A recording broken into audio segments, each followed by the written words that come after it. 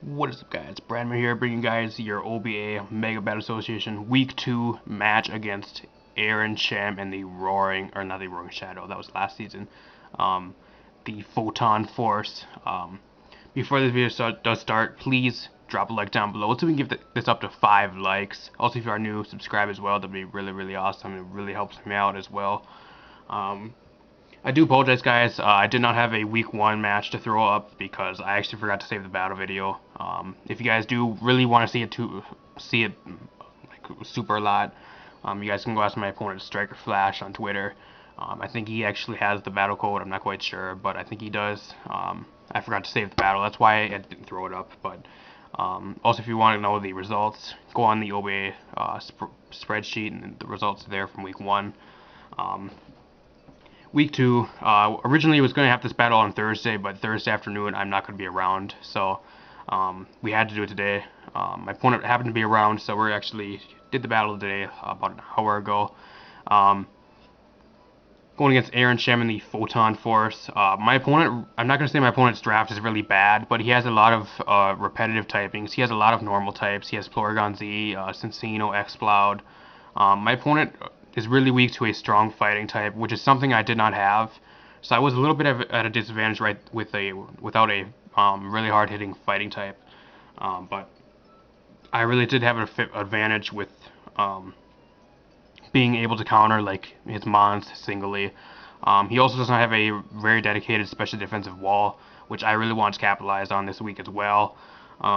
His mons really ain't too fast, I guess, barring any Scarfers and maybe Cincino. Charizard's only base 100, which he does have as well.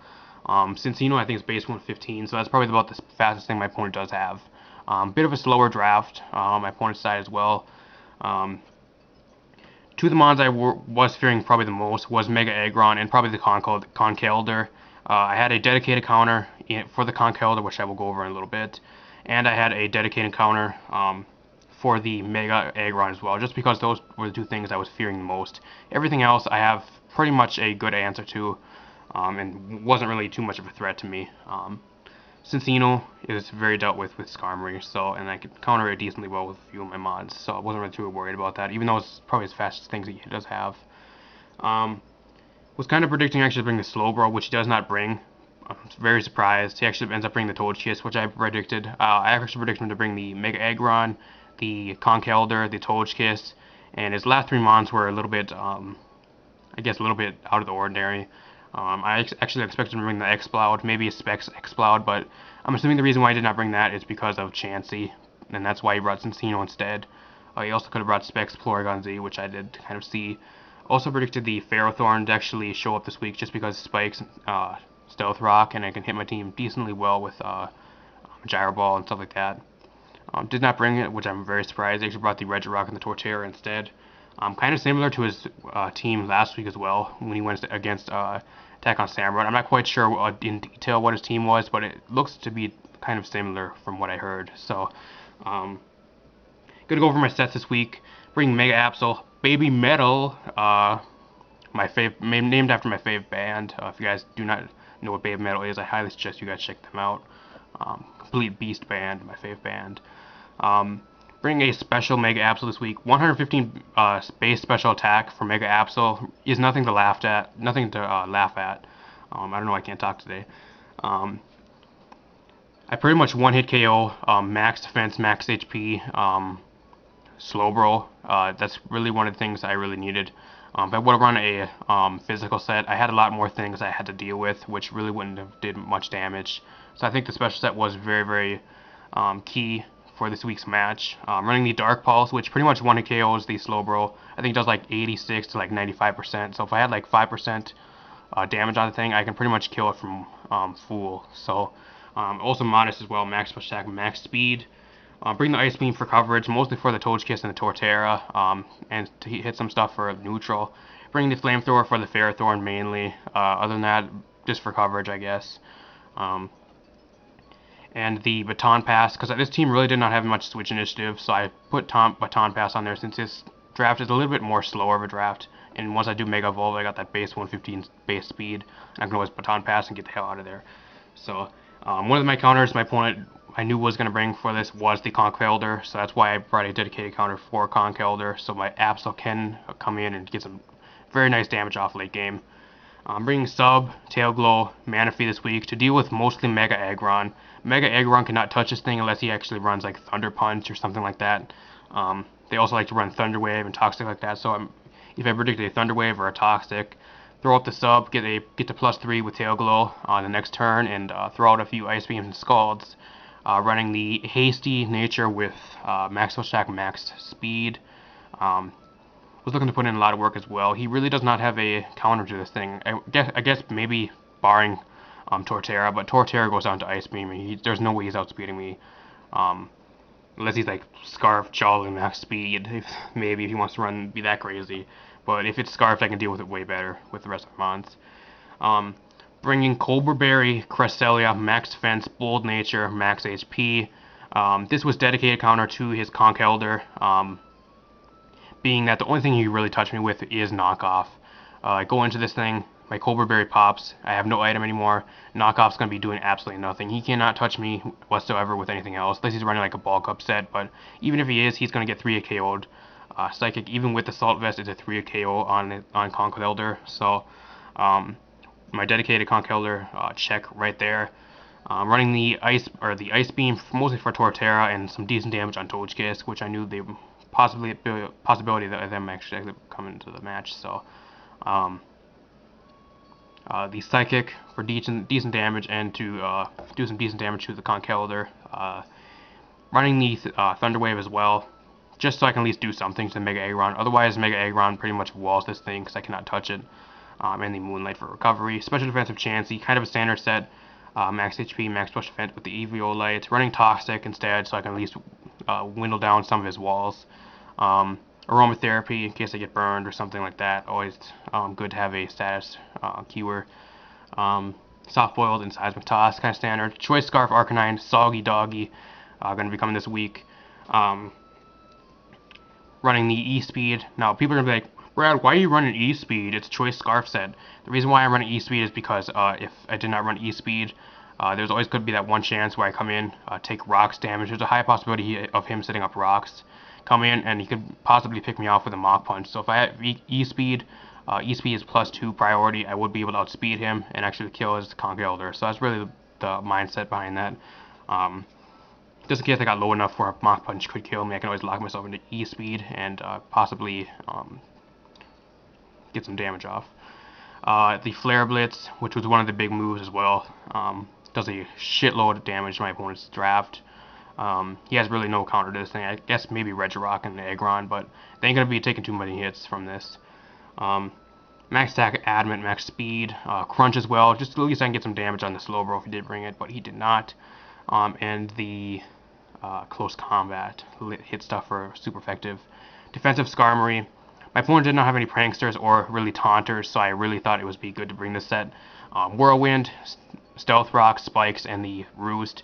Plan was to set up the Stealth Rocks, get those up first, get another opportunity to set up 3 layers of Spikes, and start whirlwinding shit out. He has absolutely nothing to really touch this thing, except maybe barring Fire Punch, Conch Elder, or something crazy. Maybe Fire Punch or Thunder Punch, Mega Aggron, which still isn't going to be doing too much. And maybe Flamethrower Togekiss. That was really the only thing that had to really counter this thing. Just start whirlwinding shit out and get some spikes and Stealth Rock damage on everything. So we're going to hop into this right now, guys. I do apologize for the long intro, but just wanted to go over all my sets and the reason why I ran them. I'm actually going to lead with Baby Metal here. The Absol, predicting actually the Regirock or something to lead to actually try to get up his rocks. He's going to lead with his Togekiss here. My opponent makes a nice play, predicting a switch out and actually going for the Thunder Wave. Going to go to Chansey here because I knew that Chansey was the best switch into this thing.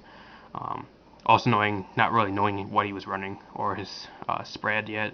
He does go for Thunder Wave, which isn't really a big deal because I have the Natural Cure. So Conch Elder was kind of an obvious switch in right here. I do try going for the Seismic Toss. However, I get fully paralyzed, which doesn't really matter too much. Right here, I really didn't want to do this early in the match, but I had no other counter. I have to go right out into my dedicated counter for this thing. He actually goes with the Drain Punch, which is surprising. If I were him, I would went for the knockoff on that turn, but Gonna go for the Psychic here. This is debatable. It does get a crit right there, but in my opinion, it really doesn't matter because Psychic was still a 3 KO. Even if he was max HP and Assault vested, he would still be going down. So, Cobra Berry pops, and I get that knockoff damage. Eat that up. Now, knockoff's going to do absolutely nothing, and this is our dedicated counter to the Conkeldurr until that thing dies. He's going to go to Aggron here. I do get the special defensive drop, which doesn't really matter because I can't touch this thing whatsoever anyways. Even though I do get the drop, Psychic's going to be doing absolutely nothing. Going to go right out into Skarmory here. That Swish Life. If you guys know that vine. Fucking hilarious vine, actually. That Swish Life. He's going to Mega Evolve here. I have absolutely nothing to touch this thing with. I'm not quite sure if Skarmory gets Earthquake. I don't think it does, but if it does, I probably would have ran it. But he's actually going to set up a Curse here. He actually showed me that he's actually a Curse set, which is actually best case scenario for me because I'm a Whirlwind set. If he wants to set up, he can go ahead and set up on me. I don't think he even has anything to touch me anyways. He's going to go right out into Conkeldurr here, which is kind of a risky play. If it went for the Brave Bird right there, try and get off damage, it would actually went down. So, gonna get my rocks up, which was my higher priority, just because it gets a lot of damage off on the Togekiss, and anything that wants to switch in. So, I know I cannot talk to you guys. I'm kind of tired. Again, he's gonna go for the knockoff. Knockoff does absolutely nothing to me.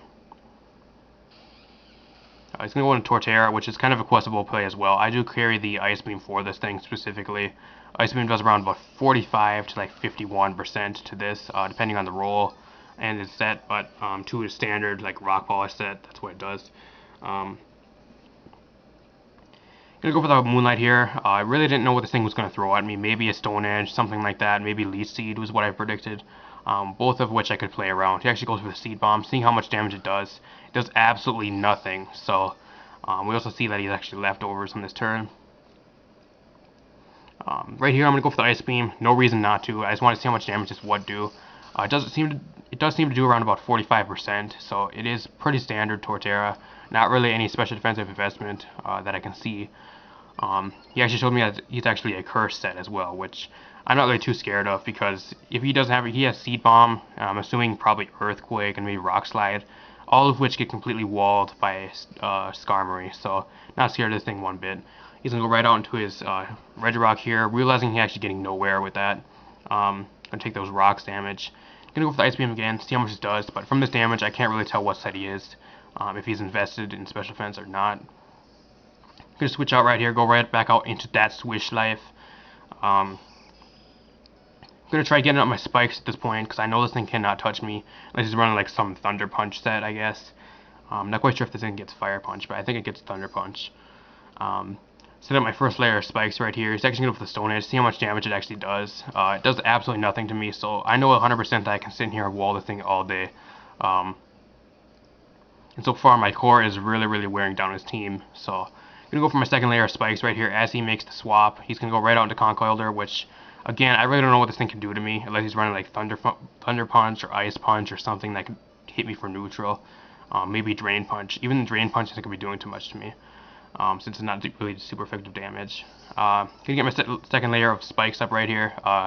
Starting to rack up that damage, making him switch out and get a lot of damage. So if he switches out again, I'm pretty sure that this thing is pretty much dead. Gonna go right out into Cresselia again.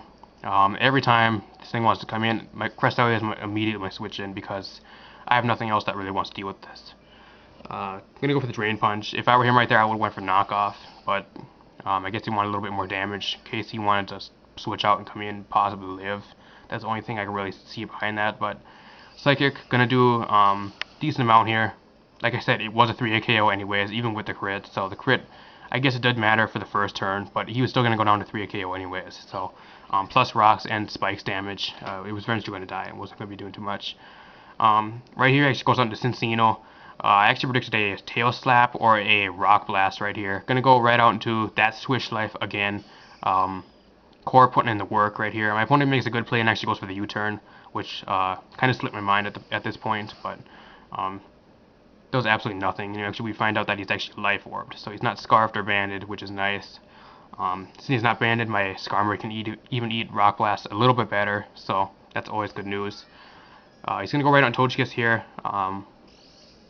Wasn't really quite sure what this thing had for me. The only thing that I could possibly think of was Fire Blast or Flamethrower, unless he wanted to go for the Thunder Wave. My opponent at this point really was low on momentum. If he wanted some momentum back, he did have to make the double here, which he actually does, so very good play by my opponent. He's going to be taking that Spikes and Stealth Rock damage, though, which is nice.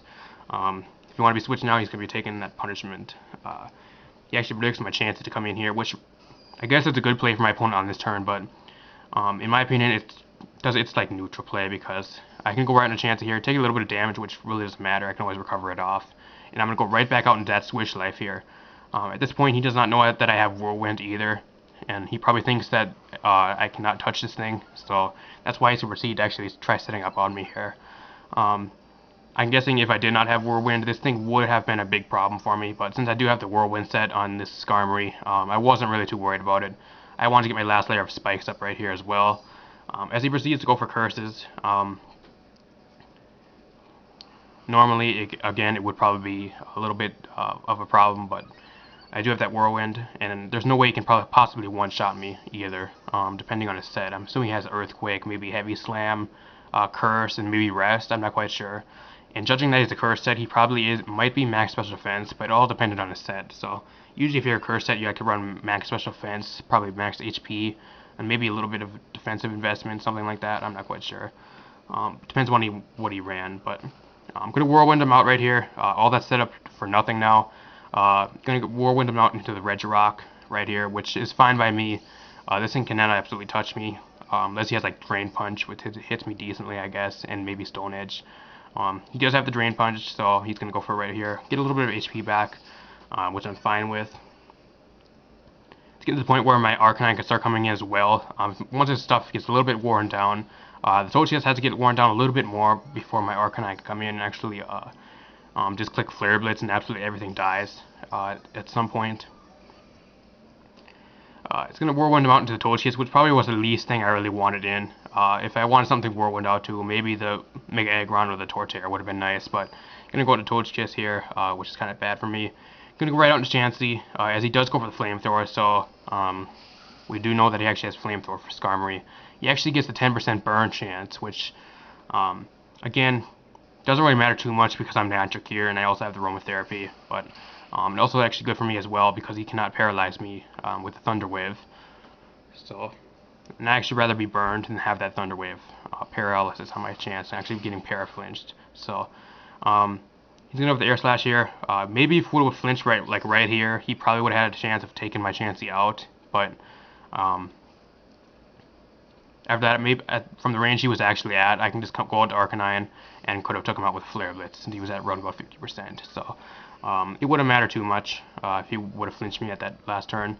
I'm gonna go for the Toxic. I missed the Toxic. Kind of debatable if that really mattered because I guess I could have got one turn of like 2 turns of Toxic damage on him, but I'm gonna flinch right here. At this point, he has really no more options. He has to sit in here and try flinching me out, which I guess it's a kind of debatable play. He misses an Air Slash. Again, I'm not quite sure if that mattered. If he would have probably got the flinch, then it might have mattered, because I'm not quite sure if burn damage would have took me out. But then again, from the range he was at, Arcanine could probably come in and pretty much clean up this thing. So, I'm going to go for the Toxic here, finally. Land the Toxic, so we can finally start getting some Toxic damage. Now, at this point, I really just wanted to sit in here and actually soft-boiled all my damage off and just sit here and install this thing out for a little bit. Until the point where I have to sack my Chansey, and it's low enough where I can go into my Arcanine or my Mega Absol and Mega Evolve and get rid of this thing. Just going to soft-boiled right here. Getting really lucky with these flinch chances as well. I only got flinched like 5 times so far, so I'm going to rack up that Toxic damage. That's basically the only thing I can really do at this point. I have really no switch in. I could go into Skarmory, but from the range he actually was at right there, basically all I had to do was either get a free switch into my Arcanine, let my Chansey go down, or something of that nature. I possibly could have, my play probably would have been go out into the Skarmory, bait the Flamethrower, and actually go back out into the Arcanine, which probably would have, that's probably what I would have did. At that point, the Toxic damage would have racked him up to enough to be around about 50%, where I can just proceed to click Flare Blitz, and after everything comes in, the Torterra was dead to Spikes and Rocks. At the point where the Cinccino was, I'm choice Scarfed. I would have been able to outspeed that thing, so that thing would have been dead. After Spikes and Stealth Rock, the Aggron would have been low enough where I can kill with a Flare Blitz along with the Reg Rock. So at that point, it was GG. I do not blame my opponent for actually forfeiting there, but it was GG at that point, anyways. So just told you guys what I could have did right there. Go to Skarmory, take the Air Slash, bait the Flamethrower, go into the Arcanine, and actually proceed to Flare Blitz everything on his team and go for the game. That's probably what I would did. So I'm not quite sure what this would have been considered. I'm pretty sure it would have been a 6-0 if he did not forfeit. So I'm not quite sure what it's considered if because he forfeited. But a few crucial things like a crit and a few paras on my side and his side, I guess, and a toxic miss, a little bit of hacks, but nothing really too severe in this match in my opinion. But Grasslands Raikous are now 1-1. Next week we actually want to be going against the gym leader Sean, which has a very threatening draft, so I'm gonna have to prepare very well. Other than that though, hope you guys enjoy this. Feel free to drop a like down below, that'd be very awesome. Also, if you are new and made it this far, hit that subscribe button down below, that'd be very awesome as well. It really helps me out and gets you a shitload of content in your subscription box. I'm Brad Mute, your coach of the Grasslands Raikous. We will see you guys next week for week 3 of the OBA. Peace.